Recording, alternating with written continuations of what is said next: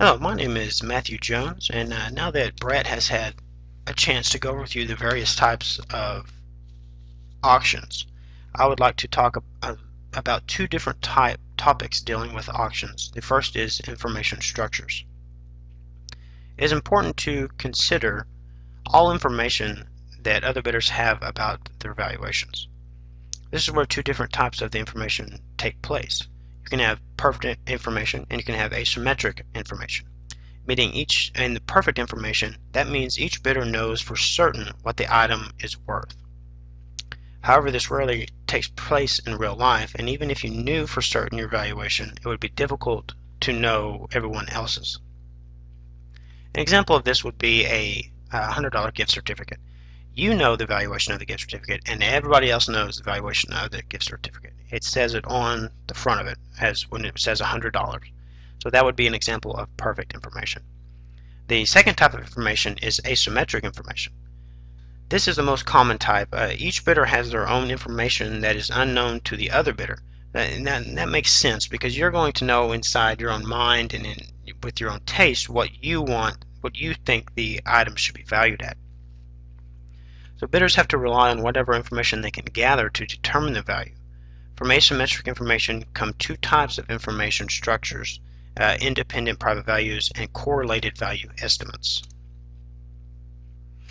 Now, when you're dealing with independent private values, you're using asymmetric information to value the auction item.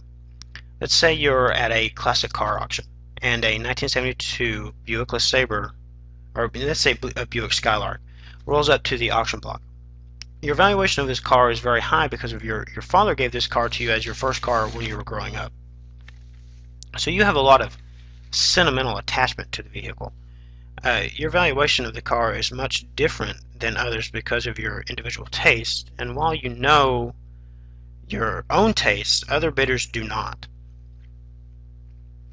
So you the bidder, have an individual private value that are determined by personal taste, and those tastes are not known to the other bidders, and it does not depend on the valuation of others. That's where you get independent private values from. Our second information structure deals with bidders that do not know their own valuation of the item or the valuation of others. So you don't know how much you want to pay for it, and you don't know how much anybody else wants to pay for it. This is called correlated value estimates. And this happens in many auction settings because bidders have access to different information about the item's worth.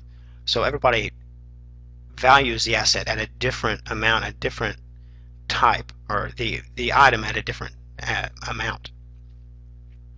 An example would be a baseball card auction. Let's say a baseball card, we'll say some obscure name. How about Julio Canseco? He's a little controversial, but if he rolls up to on the block and you can't verify the card, nobody's been able to verify the card, so you don't know if it's authentic, but you do know that based on your personal taste, you might have a higher valuation than the other bidders might have. And depending on how high and how quickly the bidding rises, the valuation may increase if everybody starts bidding high, because that might adjust your valuation during the bidding process. That's where the correlated value comes in, because it's kind of interdependent. I mean, you start feeling that you should pay more based on what others are bidding. The higher a bidding valuation, the more likely it is other bidders' valuations are going to be high. A special case that can occur in the correlated value estimate environment is called common value. This is an auction where the true value is the same for all bidders, but is not known. It was difficult for me to find a good example of this. I finally ended up thinking about kind of items that are everywhere, but you don't really know the exact count of all of those, and it brought me to diamonds. So the true value of diamonds is unknown, but the value is the same for all the bidders. And that brings me to our second topic that I wish to discuss about, which was the optimal bidding strategies. There's an optimal bidding strategy for each type of auction. In the English auction, you do not want to remain in the auction after the price exceeds your valuation, and do not want to drop out before the max valuation is reached, your valuation is reached. Therefore, the optimal bidding strategy is to remain active until the price exceeds your valuation. This way you're not paying too much and you're not losing out on a lower bid price. So this is, it's intuitive. It's kind of takes place like whenever you think about a normal auction, which what English auctions are, is kind of the more pervasive in the United States. You're not going to want to pay more than what you value the item at, and then you're also going to want to keep bidding until you reach your maximum valuation. In a second price sealed bid auction, you want to bid your own evaluation of the item. Since the winner pays the bid of the second highest bidder, it does not make sense to bid more or less of the evaluation. Increasing your bid to ensure winning might lead to the second highest bid being greater than your own evaluation, which would mean that you overpay for what you were trying to win at the original valuation that you should have kept. And that brings me to the final optimal bidding strategy, which deals with first price sealed bids and Dutch auctions. And then this one's a little bit more complicated. Since you do not know the valuation of others and must pay your own bid amount, you should bid less than your valuation to ensure you gain a profit. This is also called bid shedding, which can help to reduce the winner's curse that we will discuss a little bit later. And I have an example set up here that I kind of want to discuss y'all with or walk through. Let's say you have an item with valuations from $100 to $200 with 5 bidders in the auction. Your valuation of the item is $125. That's how much you would pay for the item. But in order to reduce the winner's curse and to make sure that you can reach as much profit as you wish and not overvalue, or not pay for a value less than the item, for a value greater than the item, you want to reduce your optimal bid. And you can do that by using this equation. So the equation is B equals V minus L divided by N, where B is the optimal bid, V is your own valuation, and L is the lowest possible valuation, and N is the number of bidders in the auction. So here's, if you take that example that I just gave, here it is written out, kind of explained in front of you. If you take the 125 minus 125 minus 100 and divide it by 5, you get your optimal bid should be 120, which is in between the valuations of 100 and 200, but is also less than your max evaluation. So this is the optimal bid that should be used to increase your profits, or to make sure that you don't overbid for the item. However, this does change if the more competitive the auction, the closer you should bid at your true evaluation. And this, if you think about it, if you look at the equation, it's kind of intuitive. As the denominator grows, you're going to become closer and closer to what your actual valuation should be.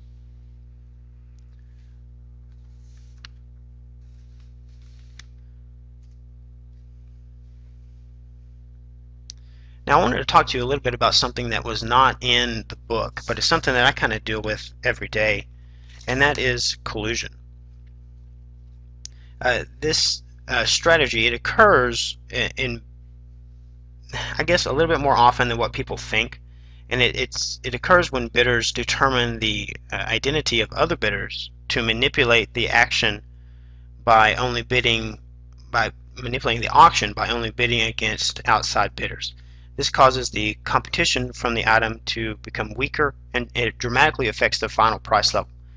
This topic is something I deal with every day. As I said, I work in internal audit, and collusion is an item that is a way to steal. It's a way that people will kind of cover their tracks to steal money, and it's very, very difficult to detect. And auctioneers, really, it's not a good strategy to use, and it's very much frowned upon because it reduces the price, and that's where the auctioneers make all their money, is off the commission based off the final price.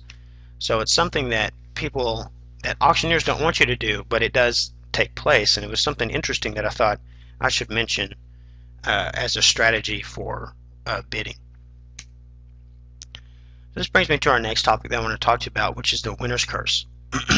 Now, the winner's curse is when you overestimate the value of a good, and that makes you end up the loser, or worse than the loser.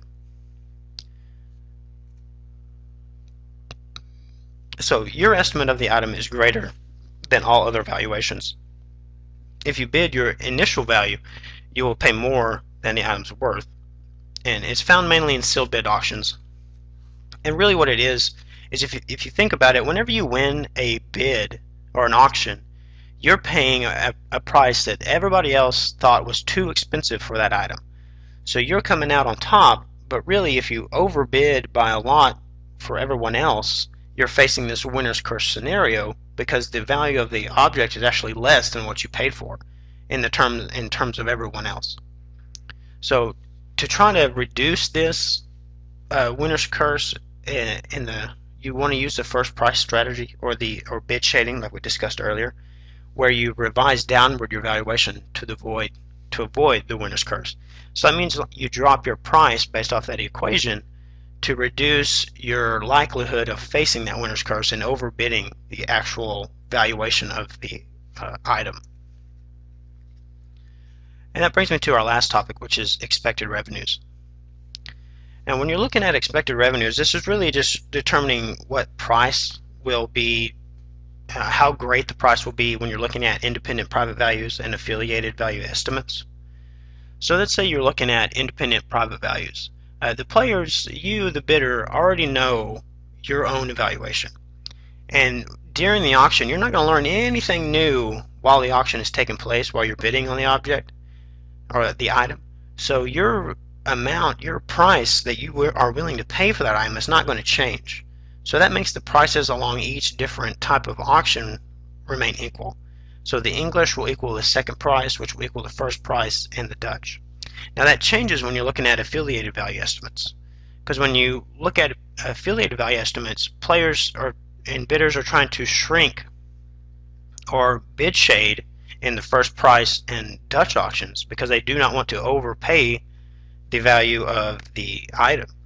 So in this one, the English auction is going to be greater than the second price auction, which is greater than the first price, and the first price and the Dutch auction equal because they are strategically equivalent, which means that they are treated the same. You can use that same equation for the Dutch auction as you can for a first price auction.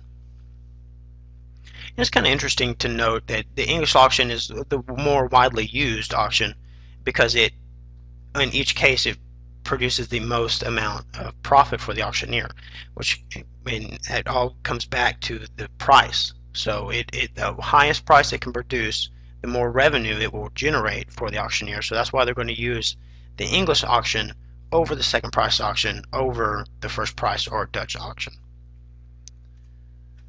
And I want to thank everybody for listening. My name is Matthew Jones again, and if you have any questions, please contact me or Brett Ham on D2L, and we'll be more than happy to answer. Thank you.